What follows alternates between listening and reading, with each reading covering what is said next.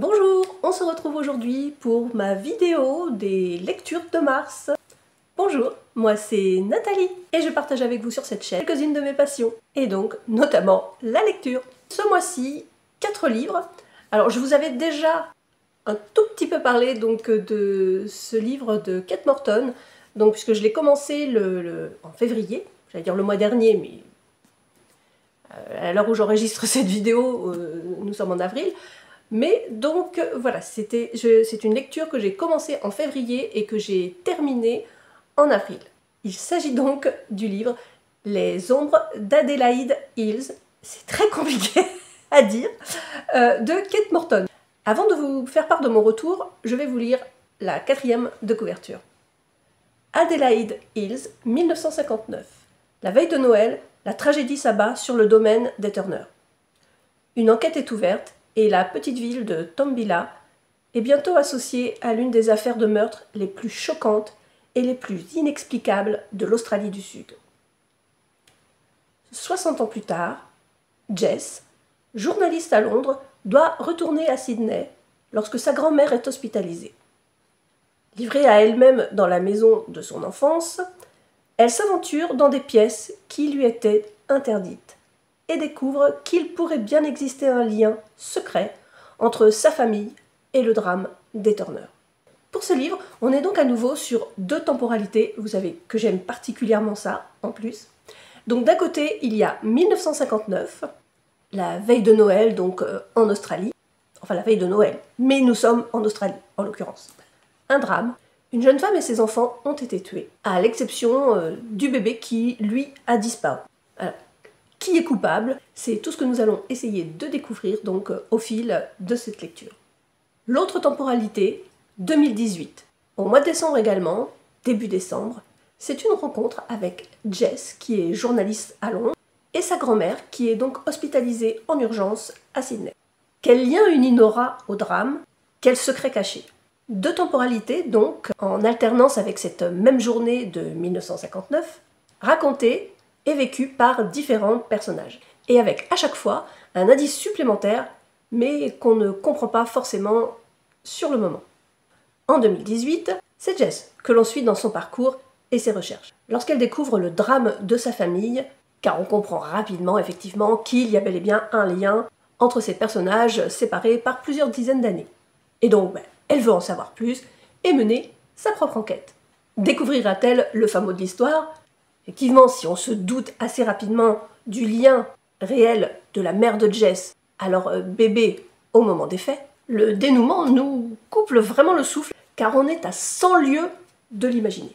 Et alors, à ce moment-là, on se refait tout le film à l'envers, vous savez, on revoit tous les indices qui ont été semés en fait tout au long des chapitres et qu'on n'a pas vu, ou du moins auquel on n'a pas vraiment prêté attention. Personnellement, je n'avais vraiment pas vu venir cette fin qui est vraiment un super coup de théâtre. Et j'ai donc adoré ce livre et je comprends vraiment le succès qu'il a remporté et qui est largement mérité. Maintenant, attention, j'ai lu beaucoup de retours qui disaient qu'il y avait beaucoup de longueur et que bon, le livre aurait mérité d'être un petit peu plus condensé. Mais concrètement, moi je ne suis pas d'accord en fait, parce que c'est vrai. Au début, c'est long, on se dit, enfin on revient toujours sur la même journée, donc je trouvais un peu le temps long et en même temps, je n'arrivais pas à me sortir de ce livre. Je voulais vraiment savoir ce qui se passait, ce qui allait se passer par rapport aux personnages, et puis surtout je voulais connaître le fin mot de l'histoire. Du coup, est-ce que vraiment on aurait eu ce même intérêt si le livre avait fait seulement 400 pages au lieu de presque 800? Eh bien, moi, franchement, je pense pas. Parce que vraiment là, on nous tient en haleine, si je puis dire. Vraiment, on a envie de savoir. Enfin, à chaque fois, on se dit, mais bon sang, ah, ça doit être ça. Non, mais ça peut pas être ça. Alors, ah, c'est peut-être ça. Et au final, voilà, c'est pas du tout ce à quoi on pensait. Alors, bien sûr, on a quelques doutes par rapport à certains personnages. Et là, bon, pas de souci, j'ai envie de dire, effectivement, ils ont une certaine part de culpabilité. Mais pour autant, le véritable coupable, non, en tout cas moi, je n'ai absolument pas vu venir. En fait, le dénouement m'a fait penser à un film Il s'agit du Sixième Sens avec Bruce Willis, où en fait, juste à la fin, on comprend qu'en fait lui-même, c'est une âme, du moins un fantôme. Et alors, on se refait tout le film à l'envers et on se dit « Ah, mais bon sang, mais oui, pourtant il y avait ça comme indice, mais pourquoi on n'y a pas pensé ?» Et en fait là, on a juste envie de revoir le film. Et du coup, c'est ce qui s'est passé. Moi, clairement, je sais que je vais relire ce livre dans quelques temps, peut-être pas tout de suite, mais j'ai vraiment très envie de le lire. C'est, vous l'avez deviné, un véritable coup de cœur. C'est mon premier coup de cœur de l'année. Est-ce qu'il y en aura d'autres? Je ne sais pas, mais en tout cas, vraiment, j'ai adoré et je ne saurais que trop vous le recommander. Attention donc, mais vraiment, vous trouverez peut-être quelques longueurs, mais ça vaut vraiment le coup d'insister et surtout, on est happé par les personnages et enfin voilà. Bon, vous avez compris, j'ai adoré, c'est un coup de cœur. Deuxième lecture du mois, il s'agit d'un livre de Joël Dicker que j'ai découvert donc à l'occasion de ce livre. Il s'agit de La très catastrophique visite du zoo. Pour tous ceux qui connaissent déjà cet auteur, a priori ce livre n'a rien à voir avec ce qu'il a écrit auparavant. Donc, je pense que je vais m'y attarder un moment, du moins que je reviendrai sur justement un autre de ses ouvrages. Pour l'instant, je vais donc vous lire la 4e de couverture et vous donner mon retour. À la veille de Noël, une visite scolaire dans un zoo tourne à la catastrophe. Que s'est-il passé exactement? Les parents de Joséphine, qui participaient à cette sortie, et qui semblent être l'une des protagonistes de cette affaire, sont bien déterminés à le découvrir. Dans cette quête de vérité, on comprend peu à peu qu'une catastrophe n'arrive jamais seule. Les apparences sont trompeuses, et le récit des événements va prendre une tournure que personne n'était prêt d'imaginer. La très catastrophique visite du zoo est une enquête qui nous tient en haleine jusqu'au bout, mais aussi un roman drôle et touchant, parsemé de clins d'œil sur nos modes sociétals, démocratie, éducation inclusive, rapport parents-enseignants. Et c'est justement le tour de force de ce livre, mêlant plusieurs niveaux de compréhension qui émerveillera lecteurs de tous âges et tous horizons. Un livre pour lire et faire lire, à mettre entre toutes les mains. Alors ça, ce sont les paroles de Joël Dicker, et ma foi, c'est vrai, il faut le dire. C'est un livre avec plusieurs interprétations, j'ai envie de dire.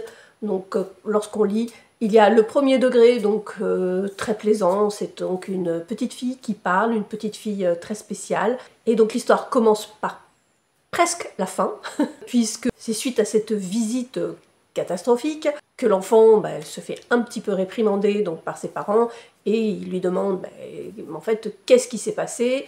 Et elle leur explique donc qu'il faut commencer par le commencement et que donc en fait la très catastrophique visite du zoo n'était qu'une conséquence logique de toute une suite d'événements tout aussi catastrophiques les uns que les autres. Donc cet enfant spécial nous entraîne avec elle dans ses péripéties et surtout dans son enquête, puisque bon voilà, il y a un événement donc, qui est arrivé dans son école, qui a été inondé, et visiblement ce n'est pas un accident, c'est quelque chose qui a été provoqué, donc par qui, pourquoi. Et en fait avec ces mots d'enfant, tout au long du livre, un message passe, comme des petits clins d'œil qui peuvent nous interpeller, comme par exemple la démocratie, qu'est-ce qu'elle est devenue? Qu'en reste-t-il? Et qu'au final, quand on cherche à réduire nos libertés, notre liberté de parole, on peut toujours trouver un autre chemin pour s'exprimer. Alors, c'est un livre qui se lit très très vite, hein. Il y a 250 pages. Voilà, c'est écrit... Vous voyez, c'est relativement... aéré. C'est écrit gros, donc très plaisant. J'ai beaucoup aimé tous ces petits clins d'œil voilà, que mine de rien Joël Dicker dissémine comme ça et qui nous fait en fait, nous interroger parce que c'est un peu d'actualité. Et vraiment, il a raison quand il dit qu'en fait c'est un livre qui peut se lire à tout âge et qui fait aimer la lecture. Donc j'ai beaucoup ri, souri en lisant ce livre. Et du coup, effectivement, je me dis que peut-être je devrais lire un autre de ses livres, disons qui me correspondrait mieux. Voilà, vous l'avez compris, j'ai bien aimé, il n'y a pas de souci. Maintenant, voilà, c'est pas du tout un coup de cœur, mais voilà, après, toutes les lectures ne peuvent pas être de gros coups de cœur. Donc, voilà pour ce livre. Le suivant, c'est le premier livre de Guillaume Musso qui a été réédité et que j'avais acheté il y a un petit moment déjà, et que j'étais impatiente de lire parce que j'en avais entendu beaucoup parler. Et surtout, en fait, il n'a quasiment rien à voir avec ses précédents, puisque donc il s'agit de Skida Marink, ou Marink, je ne sais pas la prononciation. La prononciation. Alors d'entrée, je n'ai qu'un mot à vous dire. Vous avez aimé Da Vinci Code, vous aimerez ce livre. Alors quand je vous dis oui que ça n'a rien à voir avec le Guillaume Musso qu'on connaît, je vais vous lire la 4e de couverture et déjà vous aurez une idée de ce dont il s'agit. Alors que le vol de la Joconde fait la une de tous les journaux, 4 personnes qui ne se connaissaient pas reçoivent un fragment découpé de la célèbre œuvre de Léonard de Vinci, accompagné d'un mystérieux rendez-vous dans une chapelle de Toscane. Pourquoi eux? Qui les a choisis? Quel plan se cache derrière ce coup d'éclat? Ils l'ignorent encore, mais à l'instant même où ils décident de résoudre ensemble cette énigme, leur vie prend un tournant dangereux, exaltant et sans retour. Et j'ai adoré. C'est donc, voilà, donc vous l'avez compris, il s'agit d'un... Alors, il est catalogué comme thriller, donc mêlant mystère, suspense, amour, aventure, voilà. Et effectivement, en fait c'est tout ça. Et vous voyez, j'ai mis plusieurs post-it parce que, en fait, à plusieurs moments, il y a des petites choses qui m'ont interpellée et qui méritaient d'être soulignées. D'ailleurs, dans ce livre, on parle aussi de démocratie.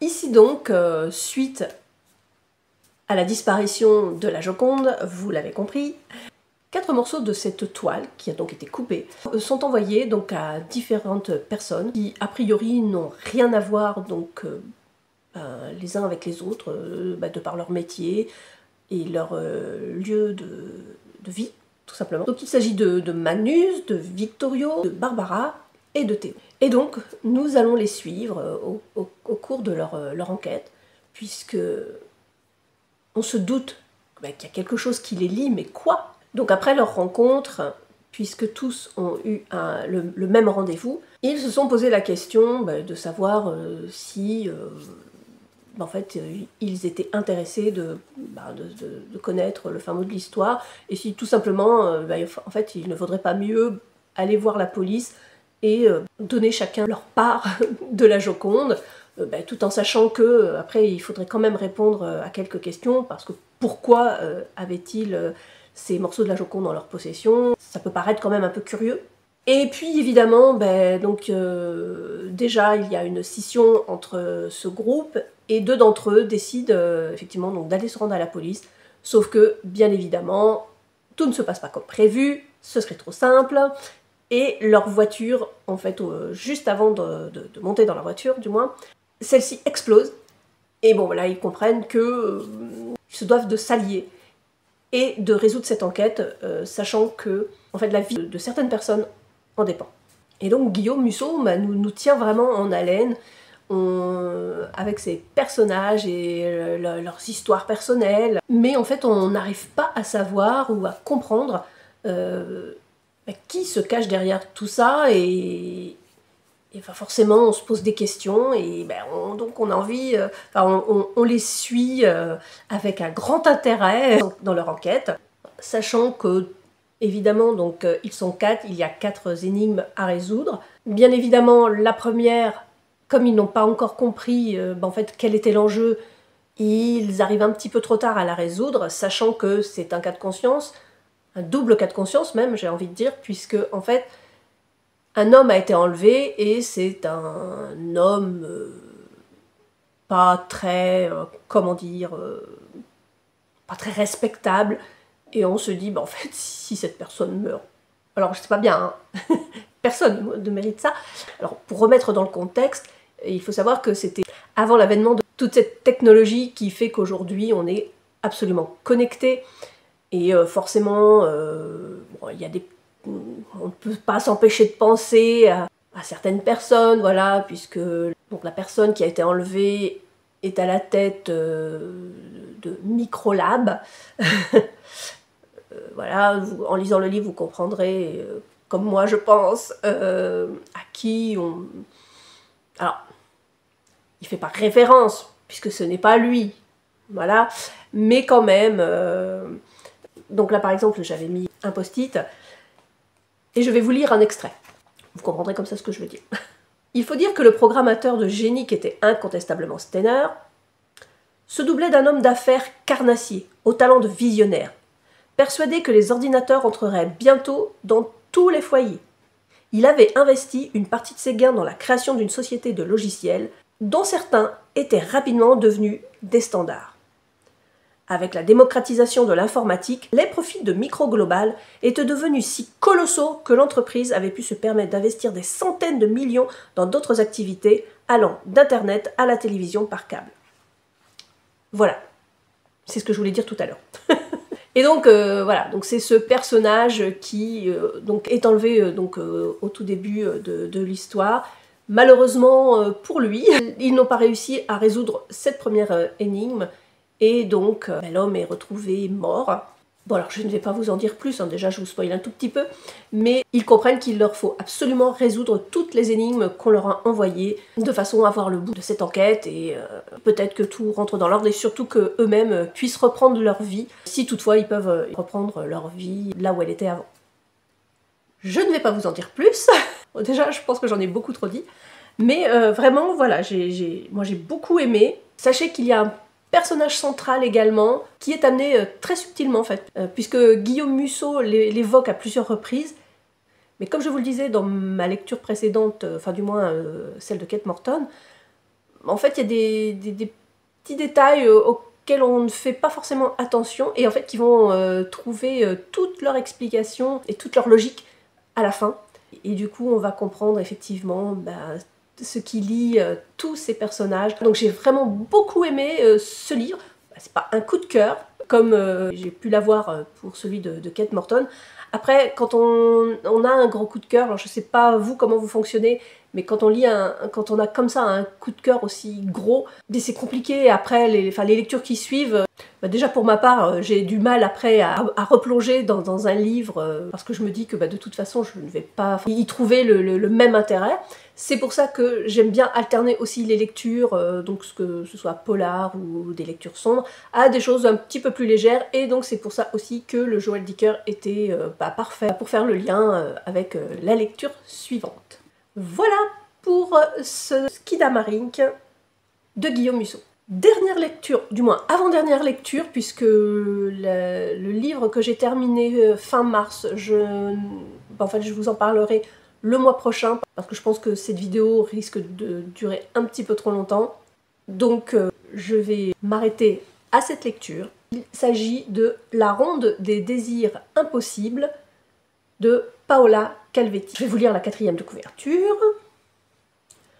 Quand, à 9h06 précise, Olivia apprend qu'elle est licenciée, elle hésite entre tuer sa bosse ou penser très fort à sa grand-mère adorée qui lui a appris à conjurer le sort.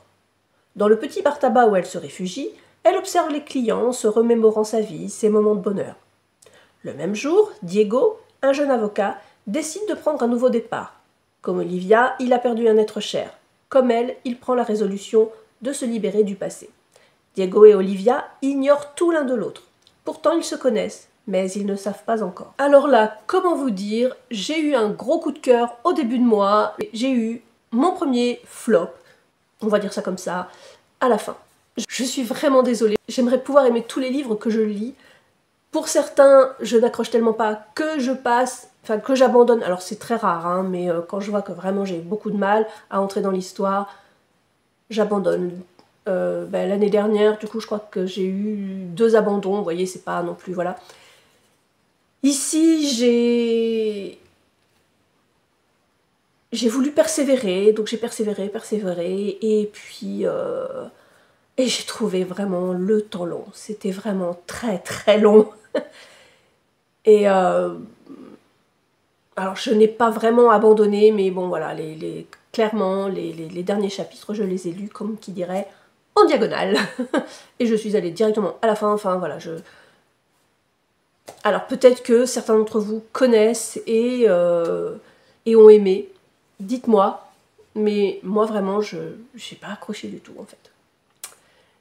Donc voilà, du coup, mon avis sur ce dernier livre, vous voyez, sera très bref. À chaque fois que je tournais une page, je me disais, bon, il va se passer quelque chose, il va se passer...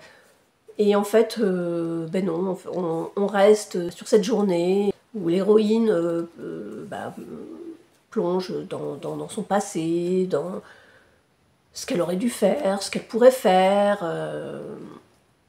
Voilà, je ne sais pas quoi dire puisque, en fait, j'ai pas aimé. Et ça m'embête, vraiment ça m'embête parce que c'est quand même un auteur qui a probablement écrit plusieurs livres. Et puis on sait vraiment pour écrire un livre, il faut du temps, c'est un investissement, tant personnel que émotionnel, enfin... Mais voilà, parfois il y a comme ça des rendez-vous manqués, et là en l'occurrence c'est le cas. Voilà, et bien je vais terminer là cette vidéo. J'espère que vous aurez aimé, que ça n'a pas été trop long. Je vais essayer de faire pas mal de coupures quand même. Dites-moi donc si vous connaissez certaines de ces lectures, si vous avez aimé. Et puis comme d'habitude, si vous en avez à me recommander, ce sera avec plaisir. J'ai une wishlist qui s'agrandit de plus en plus, mais bon, c'est pas grave, ça fait partie du jeu. Et moi je vous dis donc à la semaine prochaine. N'oubliez pas de liker la vidéo, ça me fera plaisir, et puis surtout ça soutient ma chaîne. Et puis de vous abonner si vous passez par là et que vous n'êtes pas encore abonné. Merci beaucoup. Je vous embrasse. Et puis je vous souhaite une bonne journée et une belle semaine.